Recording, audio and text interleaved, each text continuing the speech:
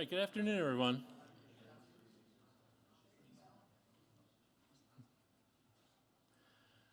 Thanks for coming this afternoon. My name is Bill Crossley. I am the Jürgen Vornes Head of Aeronautics and Astronautics here at Purdue University. Thanks for joining us today for the William E. Boeing Distinguished Lecture. We're using this as like the front end, or the pre-party, if you will, for the Space and Aviation Alumni Reunion tomorrow. So those of you who are here for that, welcome to this. And those of you who are part of the School of Aeronautics and Astronautics or some other part of Purdue, welcome to today's lecture. Before we start, I want to recognize a couple leaders from the Boeing company and a couple of Aero and Astro alumni who are here because this lecture is in honor of our relationship with Boeing. So as you're here, if you'd stand up, and then once everybody stands up, I'd like it if we all give them a hand for participating today. So Samantha Alberts, she's a propulsion and systems engineer. Oh, okay, that's fine. Stay standing, Sam. Well, you're next, Phil. So Phil Baldwin, a staff engineer with Aurora Flight Systems. Rebecca Cutting, a structural analysis engineer in St. Louis. Lee Favor, the senior executive director and chief engineer, director of flight sciences for Boeing Commercial Airplanes. Kim Hicks, the division director in Boeing, what used to be Boeing Defense and Space, and Tamara Ross, advanced technology director. If you're all here, we might have to wait if Tamara's not here. I'll get in trouble. And also Rami Murad, the director of engineering and product development. So thanks to all our Boeing colleagues. Thank you for coming today.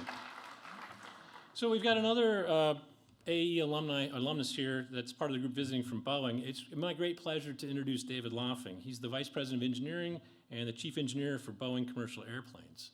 So David earned both his bachelor's and master's degrees from us here in Aeronautics and Astronautics, and started at Boeing as an intern in 2002, and he went full-time in 2004. And so in 2002 and 2003, he had the fortune or misfortune of being my teaching assistant in aircraft design.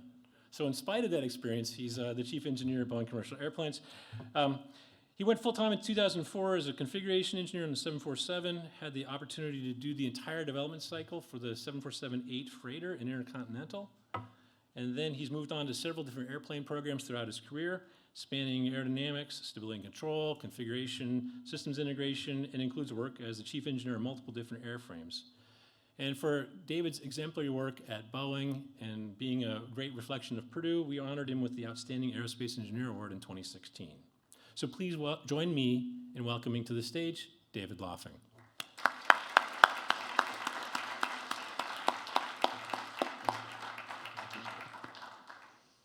Thank you, Bill. Good afternoon, all. Bill, kind introduction, I'm David Loffing, Chief Engineer, Vice President of Engineering at Boeing Commercial Airplanes. This lecture series began in September 1999 by Purdue University to honor Boeing's founder, William E. Boeing. And Boeing has teamed very closely with the School of Aero and Astro over many decades, preparing students, just like many of you here in the room, through research and faculty initiatives on hands-on experience, which I know when I was in your chair many, many years ago was a foundation of my education here at Purdue. One example includes the Boeing Mach 6 wind tunnel, which is the only wind tunnel in the world capable of quiet flow in hypersonic conditions. And I'll say my other personal favorite wind tunnel out there, the Boeing low-speed wind tunnel that I have spent many hours crawling around in many nooks and crannies working closely with Professor John Sullivan. Today, there's well over 1,500 engineers throughout the Boeing ecosystem, and I do think it's safe to say that there has been a Purdue alumnus that is a Boeing employee. And I think it's safe to say throughout our entire history that there's been at least a Boeing engineer that could say that they were an alumnus that worked on our many, many programs across our heritage, whether that's in commercial airplanes, military defense, space, and other adventures and programs that we pursued in our over 100-year history as a company. The William E. Boeing Lecture Series highlights globally known speakers from the aerospace and air transportation industry. That's why it's my pleasure to introduce Sebastian Vigneron, the CEO of Wisk. And as he comes up, I'll talk a little bit about his background. Sebastian has spent the last 4 years leading engineering and program at Wisk. He drove the Generation 6, so this is the latest aircraft version of Wisk that I'm sure he'll be talking a lot about, and in fact is on the precipice of getting ready for its maiden voyage. So we're very thankful for you being here. Before Wisk, he led product development at Virgin Hyperloop and held senior engineering roles at Bombardier and Dassault. And he's got advanced degrees from École Polytechnique and Stanford University. Since we're here at Purdue, it's impossible to remember communities like this one is what makes all of this possible within aerospace. And I think all of us, and I can speak on behalf of my colleagues, we're completely shocked and in awe of the amazing research and facilities that you all have built over the years and decades, certainly since I've been here, that you all get hands-on experience every day that are going to have real-life applications within the entire aerospace industry, not just with the Boeing company. I'm excited to hear from Sebastian today because he combines a deep technical mastery and demonstration of program execution, a very unique skill. And so please join me in welcoming Sebastian Vigneron to talk about Wisk and the new generation of vertical takeoff and landing aircraft. Thank you, Sebastian.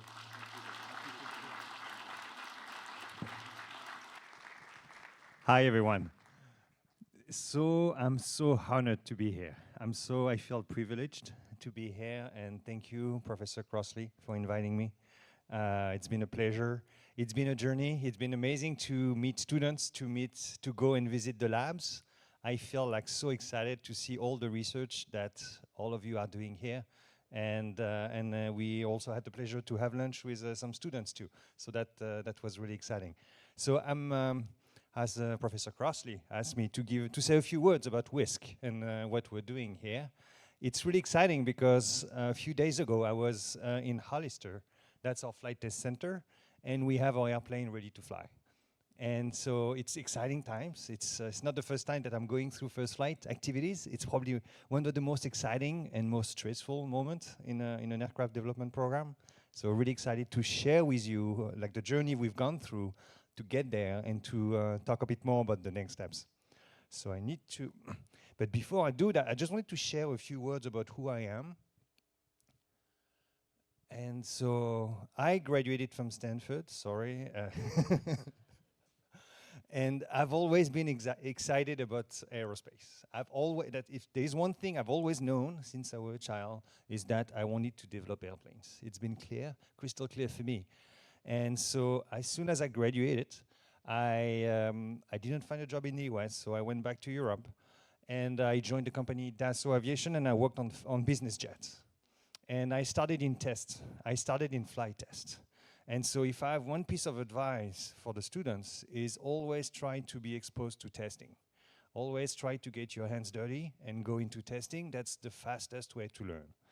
So I did that, and I worked on the Falcon 7X program. Super exciting experience. And then I worked on the Falcon 6X program from scratch, from the clean sheet. And starting, so I was in aerodynamics. And then starting by sizing the wing, sizing the fuel, selecting the engine, was really, really fascinating. So I was partnering with like more senior people, and I was just learning all the time. And so that's the airplane on the top left. Then in parallel, because of course I had plenty of time, I worked on the demonstrator. It was just a pure demonstrator, and I was developing the air data system for that demonstrator. So it was developing the aerodynamics databases and then all the algorithms. So great learning experience as well. Then Bertrand Piccard and André Borschberg, two Swiss guys, crazy. They wanted to fly around the world with a solar plane, and so I worked on that. That's the one on the top right. And they did flew around the world, and so I worked on the aerodynamics of that airplane. Then I went to Bombardier, and we developed the C-Series program. And again, I did flight testing again. It was really exciting. Put tuft on the wing, learn about the stall characteristics and all that good stuff. Then I worked on the Global 7500 aircraft, which is the longest range business aircraft program. And again, I worked through the entire program, from A to Z, different roles. It was an amazing experience. Then I wanted to do something different, learn about like new technologies, different shapes, different modes of transportation. So I went to LA, and I worked for a company named Virgin Hyperloop. I'm sure you've heard about the Hyperloop system. It's that crazy train that flies on using maglev on tracks. at the speed of sound in a tube in vacuum. So we did that. And that's, you see a picture of it. And to demonstrate that our technology was good, we put our CEO in it. And, and he made it. So that was amazing. That was in 2020. Then after that, I got a call, and I joined Wisk. And the reason I joined Wisk is then when I look back and I look at the history of innovation in aviation, when you look at everything started with the Wright brothers in 1903. For the first 60 years, it's been amazing innovation. And I'm just showing this, the 47 here, but like the 57, the 67, like a bunch of innovation. After that, it's hard to tell where the innovation is happening. There's a ton of innovation happening behind the scene that you don't see. But when you look at the shape of an airplane, it's still the fuselage, 2 wings, 2 motors, a vertical tail, horizontal tail, a bunch of elevators and rudders. It's the same configuration. You look at the 87 and then or 777X, it's a very similar architecture up to now. Today, there's a lot of innovation again that you can see directly when you look at the configuration of the airplane. And that's what you're looking at here. So now, with that airplane, electrical, vertical takeoff and landing airplane that we call Generation 6, and I'll share some more details with you on what's inside. It's a totally new configuration. It's the blend of a helicopter that takes off vertically, that can land vertically. You blend that with an aircraft, with a wing. That's what it is. It's a blend between a helicopter and a fixed-wing airplane. And the reason we're doing that is because we want to give access to people, to the sky, to more people. We want to increase the level of safety, and I'll share more details. But that's a new area for me. That's my going to the moon moment. Like, this is Neil Armstrong's university, so like that's perfect. I feel like I'm going to the moon today. I feel like this is the Apollo program, and I'm part of it. That's so exciting. And so who are we? So we are Wisk. Our name has changed over time, but I'll show you some airplanes we worked on. But today, as Wisk, we are 800 people. We have done a lot of flying. We flew, before this airplane, we fly different airplanes for a lot of cases. We are in the US. We're based in the Bay Area, in Mountain View. We also have an office, an engineering office in Canada, in Montreal. We have roughly 100 people there. We have an office in Poland. We have 60 people in Poznan, in Poland. We also have an office in Australia. And most importantly, we are a Boeing company. And I'll tell you more about what is important. And that's the reason why I joined Wisk. It's a very boring slide. But what I want to say, and I have a better one, next one I'll use the other one, it's to say that it's amazing. We are blending the best of both worlds. We're putting together the bold innovation, the learning by doing mindset of Silicon Valley, of like the era of the software and all that good stuff. We're blending that with 100 years of experience developing and certifying airplanes. You're bringing to the table the best innovators, the greatest mind, with the experience, the knowledge, the technical expertise of 100 years of developing the greatest airplane in the world. And that's what it is. And that's what it is here. We're talking about leveraging amazing capabilities. Boeing brings to the table the greatest talent, the greatest knowledge, the greatest IP, as we say, intellectual property, the facilities, and all that good stuff. And I'll show you more examples as we go. But the reason I joined Wisk is because I believe this is the best combination of innovation with experience, expertise, and knowledge to make us successful. So where are we coming from? So the company was founded in 2010 by 2 guys. The first guy, he's Ilan Crow, and I didn't know at the time, but he was my professor at Stanford. I knew that at the time, but I didn't know that he founded that company afterwards. I found out after signing my contract. So he's the one with the idea of developing that airplane. And he had a frame, like a friend named Larry Page, who's the co-founder of Google. And so they worked together and they founded the company Aero in 2010. And they started developing those airplanes on the left-hand side. And one of the requirements coming from Larry was that I want my plane to fit in my garage. So that's why you see that the wingspan is very limited. And then Ilan and the team explained to Larry at some point that aerodynamics, in order to improve the characteristics of an airplane, you want to have some span. It increased the span of the wing that to reduce the induced drag. And but Larry doesn't really buy that at the very beginning. And so that's why the first two airplanes don't really have like wingspan. And then eventually he got to agree that, yeah, let's increase the span of the wing. So that's why we moved to like generation 3, which has like a larger wingspan. And so you see the iterations as we went through Gen 1, Gen 2, Gen 3, Gen 4, and Gen 5, you see how much the team has learned about the configuration of the airplane. It's the learning by doing. And that's really the second thing I want you all to know and understand. And my personal recommendation is always try to learn by doing. Design, build, test, learn, and then do it again. That's what you see here on the screen. It's learning by doing. It's an iterative process where you learn every time.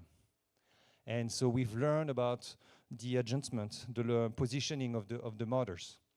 You see that it has changed from this configuration to the next. The position of the tail, the position of the wing, and all that good stuff. And so this is like what you're looking at is like 15 years of learning about the propulsion system, about the batteries, about the flight controls, about the aircraft configuration, about the structure, about the autonomy features. That's what's on that screen. And you see some of them are piloted, others are not piloted.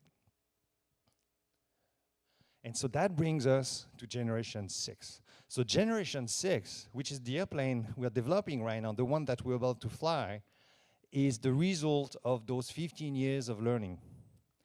It's, so some of the characteristics are here. It's a 4-seater airplane, 7,000 pounds max takeoff weight, 900 pounds of payload, doesn't fly super fast, 110, 120 knots, doesn't fly super high, like we like to fly at 4,000 feet. We want to fly as low as possible so that we can clear the obstacles. 50 feet wingspan and charge time 15 minutes. It's like your electric car, as quickly as you can. But the key feature is that there is no pilot on board. And the reason why there is no pilot on board is because we truly believe that autonomy brings safety to the table. It brings efficiency, and it's also the only way we can make the business case close. So it reduces the price and the cost of the flight tickets. We're concerned about pilot shortages in the future. Today it's very difficult to find pilots as well. So the only way, the only way we can make advanced air mobility work is with autonomy today. And I'll show you some more examples. I showed this slide just to make sure you get it. It's no pilot on board. And I have a lot of examples with the FAA, with the government, with like a bunch of suppliers where we spend 2 hours, 3 hours talking about how we're going to implement autonomy on our airplane. And then they ask me, where are the controls? And I say, there are no controls. Remember, it's an autonomous airplane. No kidding, it's true. And so it's really, really changing everything. And the reason why we're going all in on autonomy from the get-go is that autonomy requirements are like the autonomy features, the autonomy functions are driving requirements really, really deep within your system architecture. It's driving requirements deep into your battery architecture, your motor architecture, in your avionics fly-by-wire control system architecture. It's going so deep into your airplane is that you cannot design the airplane for a pilot and then remove the pilot and bolt on autonomy. That's not the way it works. If you want to go from piloted to unpiloted, you're looking at 2 different airplanes. So that's why we're looking at autonomy. So where is the pilot? So there is a pilot. There is a human in the loop. And that's how we close the safety case, is because we've put the pilot on the ground. And actually, it's not really a pilot. It's more of an air traffic controller. It's more of a supervisor. And the idea is to make that job the most boring job in the world because nothing happens, because the system is safe. So you're just monitoring that everything is going right. You can intervene if anything happens. You can trigger an emergency landing. You can talk to the FAA, which is still required today. And hopefully in the future, it will no longer be required because all of that will be automated. Today, the person on the ground or supervisor is only monitoring. It's waypoint driven, so we are flying IFR routes, so instrumented flight routes, so predefined routes. It's like a gondola. I like that analogy. It's like a gondola going from A to B and back to A, but there is no wire. So what we're doing here is a gondola with no wire. So I'm going to try to play that video because I think it's a great video to explain how we do that.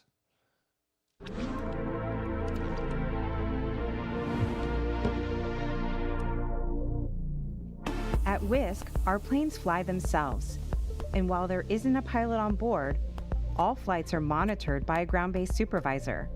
To achieve this new self-flying first approach, we test our autonomous technology in both simulated and real-world environments. Through a multi-testing process, we refine our self-flying technology and work hand-in-hand with regulators throughout. To start, we run extensive digital simulations of our entire system and its environment, including the Fleet Operations Center, multiple Gen 6 air taxis, other air traffic, and weather. This enables thorough testing of real-life situations without risking safety. It ensures the technology works before we put our air taxi in the air. In parallel with our simulation efforts, we also test our technology and capabilities by using other certified aircraft or surrogates like helicopters. We use simulation and test flights to improve the technology by continually exposing the system to new scenarios, collecting data, and refining the system.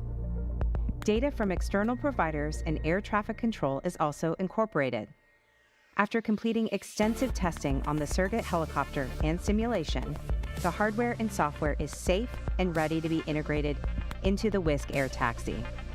We then prove and demonstrate the air taxi and system to regulators.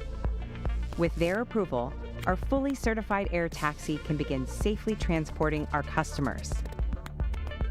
The third element of our testing are integration labs, where we study and help minimize the operator workload, develop training requirements, and allow all parts of the system to interact: the people, ground systems, and air taxi. Through this extensive testing and our partnership with regulators, our self-flying air taxis will be a reality within the next few years.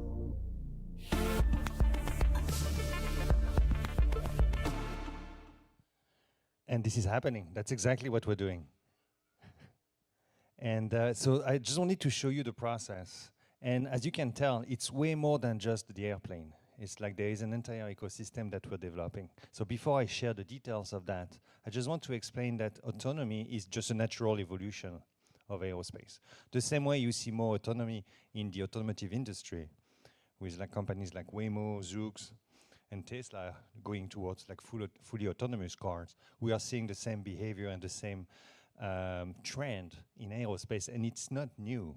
It has started like many, many years ago. And then that's what you see on the left-hand side. After the First World War, we started to see some like autopilots installed, then the fly-by-wire system on the Concorde, and now in today's flight deck, we see more and more automation providing more and more information to the pilots. We have auto-land functions, things like that. So as of today, I don't know if you know, but like a lot of the functions in the cockpit are automated. Auto-land as an example, autopilot, things like that. We still have the human as the plan B if anything goes wrong. So the only thing we're doing is instead of putting the human as the plan B in the plane, we're putting that person on the ground. And it's a question of allocating the right functions to the right actor. So right now we're allocating all the high frequency tasks to the machine. All the low complexity, high frequency tasks are allocated to the computer. And the low frequency, more complex, more difficult tasks, we're allocating them to the human. And because we are reducing the workload of the human, We can put the human on the ground. The human does not need to be on the airplane anymore because they have access to all the information they need on the ground. And because they have more time, they can actually supervise multiple airplanes. So right now we're looking at having a supervisor on the ground that can monitor multiple airplanes. So right now we're designing a system that can monitor 1 to 3. So one person on the ground can monitor 3 airplanes. In our system, we're building in the capability to monitor up to 5. We're already testing up to 10, up to 20, and there is no limit eventually. So that's really what we're talking about here. There's so much I can share. I need to select. But what I want to say is that there is a lot of things that we're developing internally in close partnership with Boeing. So like I said earlier, there is an airplane definitely, but it's way more than just the planes. But let me tell you a bit more about the plane. So this is the plane, and you see all the key technologies that we're developing. It starts with composite airframe. Obviously, weight is very critical for that airplane. We're limited by the power density of our cells, of our battery cells. So more than ever, weight is super critical. So composite airframe from A to Z. We are developing all of it in-house. We have a partner for the wing, but for the rest, we do everything in-house. We're even leveraging autoclaves from Boeing in the Seattle area to Tukwila. So that's what you see on the top left. We have a flyby air system, an avionics flyby air system that we completely develop in-house in close partnership with Boeing. And that's where you see the power of Boeing. We are leveraging the talent, the capabilities, the knowledge of Boeing. We have also, I'm going to jump to the battery packs for the powertrain system. We develop our own batteries, so high energy, high density, that can be tolerant to thermal runaway, like battery catching on fire. We're developing all of that internally. All of our electric motors as well. That's why I enjoyed so much visiting the labs where you guys are testing and advancing the technology in electric motors as well. So we're doing all of this in-house. All of our windings, magnets, all of our controls. We have triplex redundant control for the motors. All of that, we do that in-house. All the sensing, navigation, and landing features, we also do that in-house. So we buy the sensors, so when we can leverage technology that's out there, like an IMU, an INS, or a camera, or a LiDAR, we will purchase that. The radar, we're developing it in-house for now with a close partnership, again, with Boeing and another player. All the ground autonomy, that's something that we're developing in-house as well. So, and yeah, that's pretty much, in a nutshell, we're doing most of the work in-house between Wisk and Boeing and Aurora Flight Sciences. So the key message here, as you can tell, is like there's a lot under the hood, and it's way more than just a plane, because it touches the ground as well. And so I just want to play that video as well to tell you more about that. What we're trying to do here is incredibly challenging. We're going to have an autonomous aircraft with passengers on board, but the aircraft is not just in the world behaving on its own, right? There's a human on the loop called our multi-vehicle supervisor, and they're really there to ensure the safety of the mission, the continuity of the mission. So designing a safe, human-centered system means understanding our supervisors. We study how operators interact with our systems and how that interaction impacts their workload. There are many different ways in how you can measure workload. One of them is what we call subjective scales. You let them tell you how they felt. The other kinds of measures are what we call objective measurements. Heart rate can indicate when a person is experiencing higher or lower workload. We also use eye tracking glasses just to understand how people use the interface. So we try to do all of this at the same time. Once we complete the testing, then we have to do the hard work of actually analyzing the data. And then that directly feeds into the redesign of our UI. So we're both refining the UI and refining what the MBSer is. And behind it all, simulation.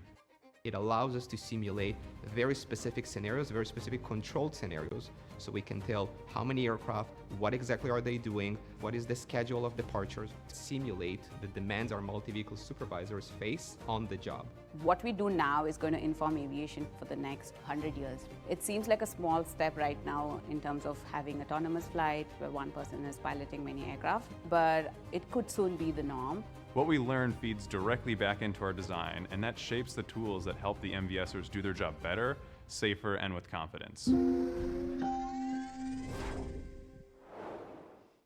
We have amazing employees and engineers and technicians. It's incredible. Everybody you see in those videos are employees, our Wisk employees, our Boeing employees, and we have an amazing crowd.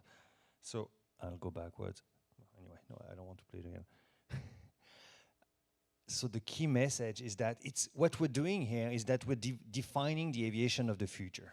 Like, that's what we're talking about here. It's not only an eVTOL. We're talking about defining what the aviation is going to be like in the future. We're looking at making it safer, more efficient, more affordable, and more accessible. Yes, definitely the aircraft is getting more safe, but we're also looking at making the air traffic management system more safe as well. We are upgrading, bringing more digitalization. We're modernizing the air traffic management system by doing this. And so it's the wrong picture, so don't look at the screen.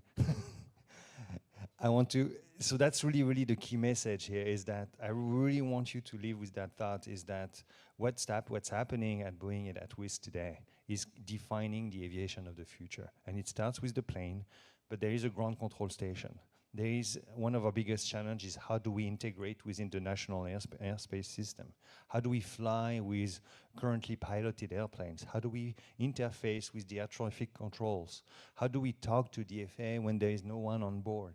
Like, it's all that ecosystem that we are redefining. We are just bringing the ATM into the 21st century. We're bringing the ATC into the 21st century. That's really what we're talking about here. And yes, eVTOLs are the best enabler for this. It's the best enabler to make the current commercial airplanes and the future commercial airplanes safer, more efficient, and more accessible. That's why we're part of Boeing. That's why it makes so much sense for Wisk to be part of the Boeing family. We support each other, we learn from each other, and we're together, we're defining the aerospace of the future. So that's super exciting. That's why I'm here, and that's why I'm doing this. And so you see an example of an amazing partnership we have with Boeing, which is like, this is Tukwila in the Seattle area. This is probably one of the biggest autoclave I've seen in my life. And this is like one of the skin of our fuselage that we did. So that's the skin of FTX-1, of our first flight test vehicle. It's one of the longest pieces I've ever seen. So that's an amazing thing. This is our Ironbird. So that's a great example to show you how you bring together the best of both worlds. So here you're looking at the rigor and discipline of certification. We do what we call a pyramid of testing, so that we test the systems, the V&V cycle, like verification and validation cycle, the validation and verification, whatever you name it, you can go both ways. So we validate our requirements, and then we verify that our design meets the requirements.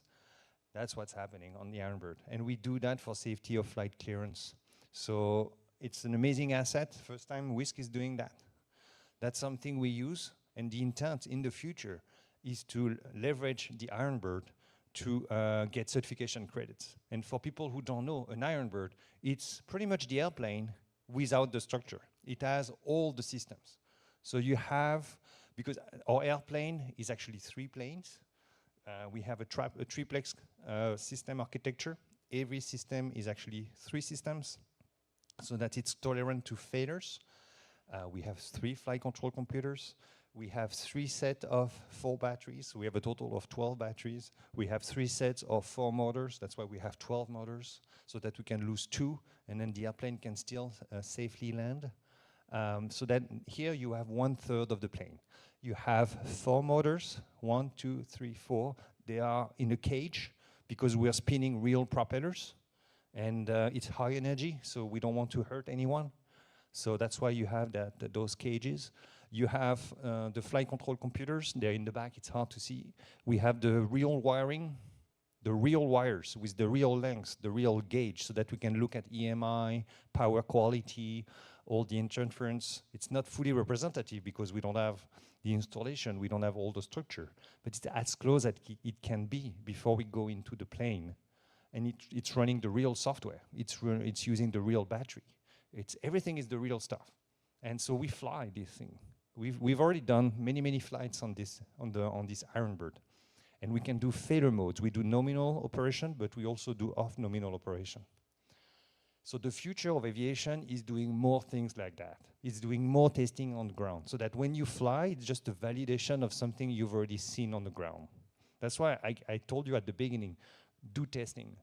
Testing is where you learn. You learn about your system. You learn about the things that can go well. You also learn about the things that can go wrong. And being an engineer is always thinking about what can go wrong, so that you can make your system safe. And that's what this is about. I'm really proud of this. Like, it took us a long time to put it together. We have it in Fremont, right next to the Tesla factory, and it's running every day. It's like a non-stop testing right now. This is an amazing, I told you, like I'm an aerodynamicist. I spent so many weeks and months in wind tunnels. This is my favorite place in the world. You mentioned wind tunnels as well, David. This is the Boeing vertical lift wind tunnel in Philadelphia. This is one of the biggest tunnels in the world. And it's not the latest image, and it's not the best, so I'm sorry. But like, this is the biggest test fixture that I've seen in my life. We have a wing section with scale 1, the wing boom, so one section of the wing, scale 1, with the boom, with the 2 motors, 2 propellers, everything scale 1. And we are blowing air on this, and it's running real time. So we are spinning propellers, real time, full torque. We're going like 2,000 RPM. And then we are looking at fully instrumented, like strain gauges, temperatures, pressure sensors, you name it. Like, there are like accelerometers everywhere. And so we're looking at how does the structure react to perturbations, to vibrations, to aeroelastic interactions between the airflow and the structure. We're looking at the deformation of the boom, all those things. And we've done safety of flight testing, and we use it for durability testing. So we always try to be ahead of the airplane. So I'll show you that we are spinning rotors, we are spinning propellers on the airplane right now. We always make sure that we've run more hours in the tunnel before we actually spin motors on the plane later on. And so this is an amazing asset. Like, you see the power of the combination of like the Silicon Valley with like Boeing. You see that here. That's a great example. And thanks, Rami, for making this happen. Really exciting. And we learn every day. It's running right now. Like, we're not done testing. We'll keep testing for many more months. This is one of our 3 quad packs, battery packs. So we buy the cells, and then we take it from there. So we buy the cells, we design the modules, then we design the packs, then we design all the controller boards, all the battery management system, all the software, all the wiring. We do all of that. And one of the most difficult tests that we need to pass before we can fly, and even before we can certify, is what we call thermal runaway. So if there is a battery module that goes on in thermal runaway, so like one of the cells catches fire, we need to make sure that the fire stays contained, and there is no contamination to the next module or to the battery or to the airplane. And we're using super high energy dense, power density, like super high as well for the cells. So when these cells catch on fire, it's impressive. It's really a lot of energy that gets released. It gets released very fast. And so we had to change our module design many times. Right now, we're using titanium module casing to be able to contain the energy. And so we have to demonstrate that we can contain the fire within the module for 20 minutes minimum. And we're able to do that. So I'm really proud about what the team has done. And every day we test new cells. And like, the technology is evolving every day. Every day we get more more power density, more energy density, so more powerful cells. So thermal runaway becomes more challenging. We get new technology, new chemistry. So it's a big, big part of what we do is developing those battery packs. And the challenge here is thermal runaway, and it's also the weight. We want to make them as light as possible. So the weight of a battery, of all the batteries we have on the plane, it's 1/4 of the total weight of the plane. The other quarter is the structure. So, and then we have 900 pounds of payload, and we don't want to reduce the payload because payload is passengers. So you see that structure is a big challenge in terms of weight. That's why we use composite. That's why we're looking for new methods and new material to save weight on the composite structure. But batteries is probably one of the biggest challenge we have. And for example, we have today high density, high energy density cells, like close to 300 watt-hour per kg cells, which are pretty high density. But the packaging around those cells is killing us. Because for thermal runaway, we have to put so more titanium, so much like metal and protection that when you look at the pack level, we have way less energy. We're like in the 180, something like that. So that's our challenge, is how can we increase that number so that we can actually carry more cells on board and go further. Like the cell, actually, the energy density that we have on board tells us how far we can go. That's a great test we did a few months ago. That's called ground vibration testing. So that's in our Hollister Flight Test Center. So we assemble our airplane in Mountain View, where is our headquarters. And then once it's mature enough, we move it to Hollister, and then we continue testing it. So this is a test in which we shake it up. We just shake up the plane. So it's actually flying. We have a crane. It's not flying in the sense, but it's like what we call like free model testing, which is like the airplane is kind of hanging from a crane. You see it's actually lifting. If you look at the bottom, it's not touching the ground. The skids are not touching the ground. And then we have a bunch of exciters, like we're actually shaking it. And then we have close to 200 accelerometers throughout the plane so that we can look exactly at the vibration modes. So we look at the modes, or look at the frequencies. We look at the amplitudes. We look at the damping. We look at all those things. We also do what we call SMI, like structural mode interaction. So we inject some control laws into our actuators. So we inject some function into our flaperons, elevators, rudders, into our tilt actuator, because our structure, there is some coupling between the actuators and the structure. So we want to see how does the structure react to a flight control input. That's what we call SMI. So that's what we did, and we get a lot of learning. So that's how you match your models with the reality. And that's that's a picture from Hangar 2 in Hollister of our plane. I like this picture because it shows you that it is actually an airplane. It's also a helicopter. So which one it is? I remember one of our first meetings with the FAA, and they asked us, like, are you talking about an airplane or are you talking about a helicopter? And is it part 23 or is it part 27? Can you just pick one? And we ended up being part 2117. So they created a new one for us because we didn't fit. But we get the best of both worlds. And that's why we have skids, because it's lighter. We don't need wheels. We have propellers. So there is the row in the front. You have 6 propellers. They can tilt. The row in the back, they don't tilt. They're just here for lift. And remember, in the past, we had a U-tail in the back. And we got rid of that because it was just too much weight. Simplicity. Also, as an engineer, try to make it simple. If you're a good engineer, you try to keep it simple, if you can. Make it simple. Reduce the number of parts. Less parts means less failures, less things that can go wrong. So that's what we're doing here. Like, we're using the same part number for all the engines. So it's one certification program for all the engines. We went back to a cross tail, the simplest that exists in the world. We don't need a V-tail, T-tail, whatever you name it. Like, the cross tail is the best. It's the lightest, the easiest. We had to split the elevator into 2. You see at the bottom, it's for flutter. It's a low-speed airplane, but we get flutter. That's interesting. We have flaperons. It's not for controls. It's just to optimize the circulation of the airflow on the wing. So when we are taking off, we're just deflecting the flap round so that there is more flow that's going through the propellers. And we get some circulation on the wing during the transition as well. I'm not used to that coming from a fixed wing airplane. Say, oh, you use flaps for CL Max. No, not here. So that's really, really fascinating. The pitch angle of the blades in the front, they change over time, depending on the tilt angle. It's a fascinating piece of hardware and piece of engineering. And this is a few days ago. One thing I wanted to tell you also, it's a fun fact, is like, I told you about blending innovation.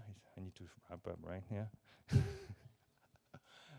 Innovation between Silicon Valley and the traditional way of certifying airplanes. We do some crazy tests that have nothing to do with certification, but they allow us to learn so fast. So for example, like we were stuck with some battery issues, so we didn't have power on the airplane, so we were kind of stuck. Okay, what do we do now? Iron Bird is done, battery testing is done, we have some wiring issue we need to fix.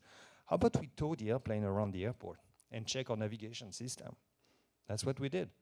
I never did that in my life previously, but that's kind of like, okay, let's tow the airplane and see the comm, see the nav, all that good stuff. Before that, we didn't have an airplane many, many months ago.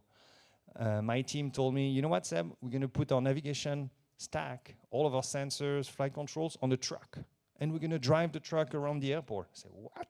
And then, so they say, yeah, we want to see the dynamic behaviors. Oh, but we see all of this in simulation.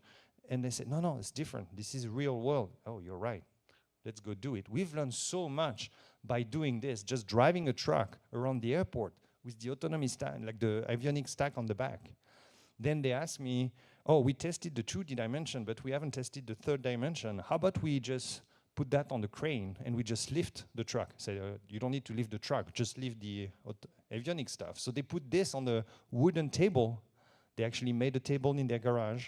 They put the avionics stack, all the sensors on it, and they just lifted it using a crane. And then they put some sandbags and they changed the attitude. Then they had some ropes and they were changing like the pitch and the roll and the yaw, the dynamic behaviors. And they found some noise in the radar. They found that there was some drift in the IMU. Like they found so many dynamic things that we didn't see on the Iron Bird. We had not seen on the airplane yet because we had not flown yet. But we saw them on the truck. We saw them on the crane. So when I go and talk to the board and say, hey guys, we're doing some truck testing or we're doing some crane testing, say, what are you talking about? This is the power of blending the innovation of Silicon Valley, pushing the boundaries. There is no limit to what you can do. What can you learn?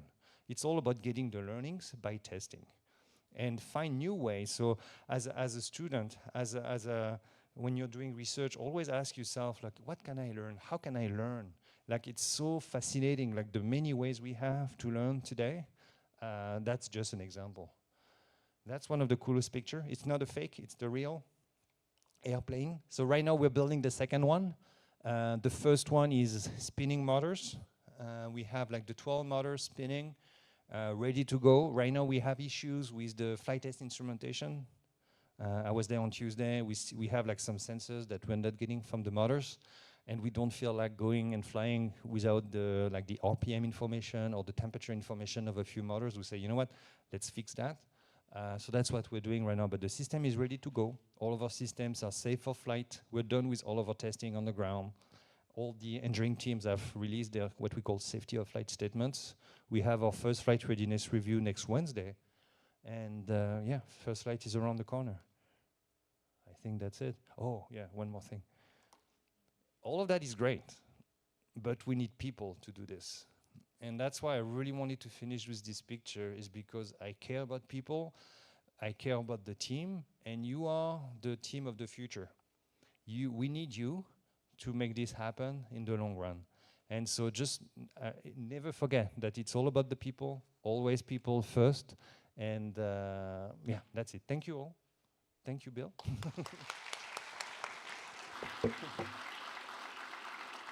Stay up here, will you? Okay.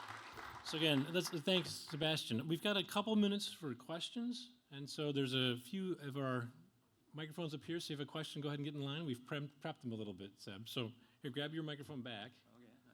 Because I'm not going to answer the questions, you are. You should try. So then I want to go start. Hi, Sebastian. Hi. Oh, testing? Yep. Hi, Sebastian. My name is Thendril. I'm a senior in aerospace engineering. Thank you so much for that great talk. My question is, so for a business like Wisk, export control laws and regulation are certainly a key concern for this kind of cutting-edge business operations.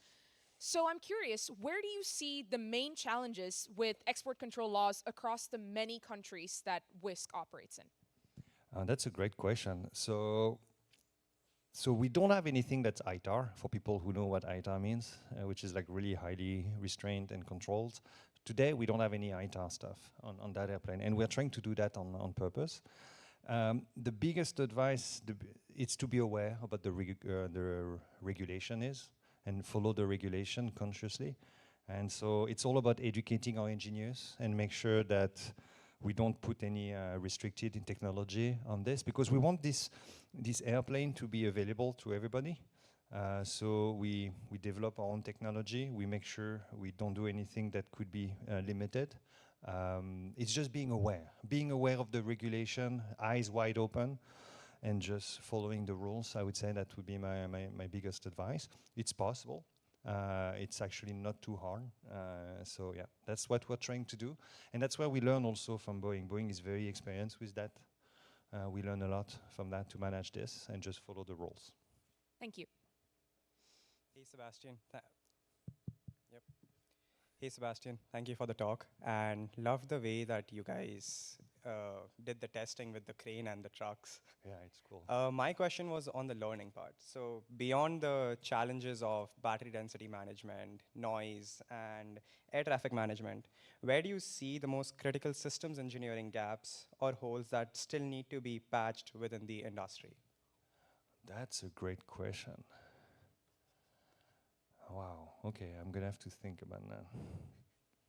Our biggest challenge today is the situational awareness, like providing to the pilot the right situational awareness. Like, what does the person on the ground or the pilot needs to know to make the right decisions? And it's really aligning, it's getting the best out of the machine and getting the best of the human. Like, machines are good at some things, humans are good at some things and bad at others. So it's finding the sweet spot, and that requires a lot of system engineering, human factors, safety analysis, a lot of simulation to answer those questions. Because there is no brand new technology in everything we do. Even in our radar is known. Like, we know the radar. We're designing our own radar because we need the right size, weight, and power, the right swap.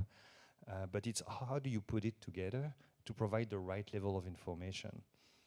So I would say right now my biggest challenge is around autonomy and providing the right visibility, the right situational awareness to the supervisor on the ground so that they make the right decision. And in the future, when we think about the airplane of the future, it's going to be providing the right level of information to the pilot so that they make the right decision, in my opinion. But great question. Thank you. Hello, Sebastian. My name is Aman. So I'm a master's student here. So I'm specializing in autonomy control. And I have been getting more and more involved in the electric aviation industry. Like during the summer, I worked on electric sea gliders. So based on that, all that perspective, I have 3 questions for you. Ooh. So Can you get 3 questions? Okay, I get only 1 question. Go ahead, I'm joking. Okay, so I'll first ask the most difficult, or the most important question that I think is, like, if you compare what Wisk is building with other company, with other eVTOL companies, right? So large concern that they have to address is mainly about noise, right? So I sort of know that how the other eVTOL companies are handling noise. I was kind of curious how far Wisk has come in this and how are they handling it. That's the first question. About noise? About noise, yeah, let me answer this one. So noise is driven mainly by the aeroloading of the blades. Yeah. So it's mainly driven by the size of your plane, the weight of your airplane, the speed at which they spin. So we're all of us, we're handling it the same way by having like the biggest blades, having them spin at the like kind of the lowest speed, and not loading them too much. So having the lightest airplanes. Our noise levels are actually very, very low. Because when we fly on the wing, there is almost no, like it's very limited power that we need to be able to fly. We turn off the propellers in the back. They're in stowed position, and we're only using the ones in the front. We're changing their pitch angle to get make them as efficient as possible. And it's super quiet. Like I flew the airplane of one of our competitors, a good friend of ours, Beta. I flew with Kyle, and it's super quiet. You only hear the aerodynamics noise in cruise. It's a bit noisy in takeoff and hover, because that's the max power. But it's so short. It's 15 seconds. So 15 seconds, it's a bit noisy. Nothing compared to a helicopter. Like it's like miles away from that. But then when you're in cruise, it's very quiet. I can tell you that. Yeah, so you do vary the pitch over. Yeah, variable pitch, and then we also look at the vibration, like the modes of vibration of the blades. So like our structural design of the blades are like full composite. We're trying to optimize for that as well. Okay. Yeah. Okay. My second question was this, if I can ask it. Go ahead. So basically is this, right? So key difference between an autonomous aircraft and a piloted aircraft, right? Like generation 2 was piloted and 3 was piloted. So one main, obviously the key input is, key difference is the pilot input, obviously. Second is obviously the robustness. Now, as you said that if you go to autonomous aircrafts, you do have to build a lot of robustness into it, like redundancy, validity checks, and all these things and sensors. But other than that, there's another key thing that what makes piloted aircrafts at least feel safer is the pilot experience. So based on different tests that pilots carried out, even test pilots, they have this sort of like a knowledge database inside their brain, which actually adds to the safety. So if you remove the pilot input from an autonomous aircraft, you lose that experience. So how do you fill that gap? So do you have like some kind of machine learning kind of a method which supplements it, or do you just rely on purely deterministic method? So it's a great question as well. So we do a lot of testing. By the way, flying 12 propellers that are independent is not easy. So even the guys, when they're like piloted, a lot of it is actually automated in the flight controls. So you don't get that even for the piloted ones. In ours it's a lot of testing. It's a lot of many ways to de-risk and like increase the level of safety. Before you take off, we do a bunch of checks, like on the aircraft to make sure everything is safe. We also do strategic deconfliction of the flight path, so that there is no one in our way when we fly.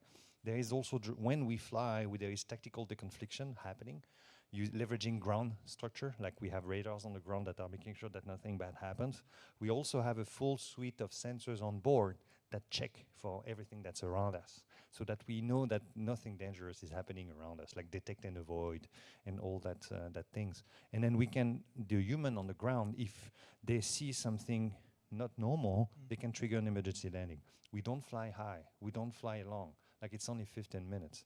It's only 4,000 feet. You see, so that's how we manage all those things. And also the last thing is that we are designing to the highest safety standards. Which is going above and beyond the regulation today. If I use terms like the regulation is asking you for 10 to the minus 7 or 10 to the minus 8, we're going for 10 to the minus 9, which is the highest safety standards for today's commercial airplanes. No single point of failure, DAL A, development assurance level A, which is the highest, 10 to the minus 9, which is one catastrophic failure in 1 billion hours of flight. So by doing all those things, that's how we achieve the highest level of safety. I see. And my last question is this. So one thing that I noticed between generation 2 and generation 3 compared to generation 6 is that generation 2 sort of seemed to have, maybe I was mistaken, but it seemed to have like a biplane sort of a configuration. And like if you compare it with like what other eVTOL companies are doing, they also have like a biplane configuration. And one thing is that they have propellers which are slightly further away from the center of gravity. So what it does, it increases the pitch stiffness, which may be useful when you're going for stability and control, right? But what you guys have is like, you have propellers which are very close together on the wing, so you lose pitch stiffness, and you have this interference between the propellers. So why have you gone for such a design? Because initially you did not start with that. Oh, that's an interesting question. So we went for the easiest and the simplest architecture, and we've looked at them all. A lot of our friends are actually looking at something very similar to us. Joby is a bit different, and they have, again, they're not designing to the same safety standards, so be careful. You're not comparing apples to apples. They have less propellers, so they are more like prone to failures and things like that. And I love what they're doing. I'm not criticizing. I just love what I love job, and like we're good friends. It's just different things. We really went for the simplest architecture. The T-tail, you don't need a V-tail, you don't need a T-tail, you just need a cross-tail. That's doing the job. The CG of your airplane is driven by where you put your batteries. We have our batteries in the fuse right behind the cabin. People have batteries in the wing. People have their batteries under the floor. The reason we have them behind the passengers is that in the floor, when you have a crash, what happens when you crash on your batteries? Thermal runaway is going to become an issue. If you have batteries in your wing, what's your sizing case for the wing? If you put your batteries in your wing, your sizing case become hard landing with batteries on the wing. You don't want that. That drives weight. It's actually lighter to have nothing in the wing and put the batteries behind the seats. So it's like simplicity, optimizing for weight and cost. And then for the interaction, we looked at all the downwash. We did a lot of internal testing. We found the sweet spot, I think, that we like. And there's going to be interaction. Like there's no going away from it. But yeah, that's the fun part, by the way. Like architecture, that's when I joined the company. We were doing like configuration down selects. That was the best part. We looked at so many configurations. We tested them. It was really cool. Yep. Nice. Thank you for your answers. One last question, and I know Seb will be around to answer a few before we get out of here. I take too much You time. No, you can talk all day, which is awesome. It shows how much you love the airplane. Let's get one last question. Mr. Vigneron, first of all, thank you so much for the talk. The visuals are beautiful, the slides are beautiful.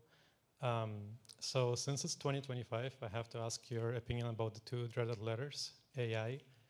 So I'm curious, in your company, do you allow, encourage, or prohibit the use of AI in your engineers?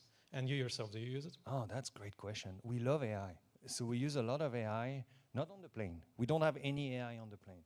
Today, as far as I know, the path to getting AI certified is not clear. Like we haven't aligned with the FAA on how we're going to show compliance to the regulation using AI, machine learning, LLM models, and stuff like that. So we don't have any AI on board the airplane. No AI in our software. I use AI every day. I use AI to write emails, to read emails. We use AI to develop test scripts in our software. We even use AI to develop prototype software sometimes. But at the end of the day, what I tell everybody on my team is that you are accountable for everything, every line of code in your software. Whatever tool you use to generate your code, it's your code.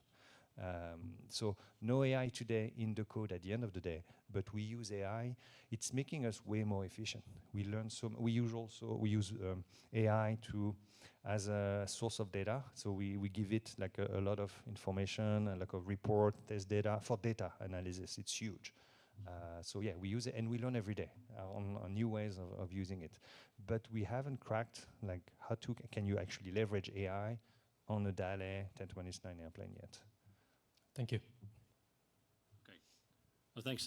When I first met Sebastian, he said he was a true nerd and a true engineer and could talk about the plane for hours. And so that's great. No, it's awesome. I have to laugh here, and I think we've gotten to know each other a little bit. The script says, I would like to present you with a small token of our appreciation. Okay. I don't know what we think small is. This thing weighs so much. You're not putting this in carry-on. It's too heavy for the plane. Rejected. You're going to go over 900 pounds. Yeah. Sebastian, we're so happy to have you here for the talk. Thank you for the excellent exposition. Best of luck to you and the company Thank you so much. on the Gen 6. And thank you so much for being here. Thank you. Let's give Sebastian a hand. So again, we thank Mr. Vigneron for his inspiring talk and sharing his time with us today and for the last hour or so. This concludes the 2025 William E. Boeing Distinguished Lecture. Thank you all for coming. I wish you all a great evening. Thank you.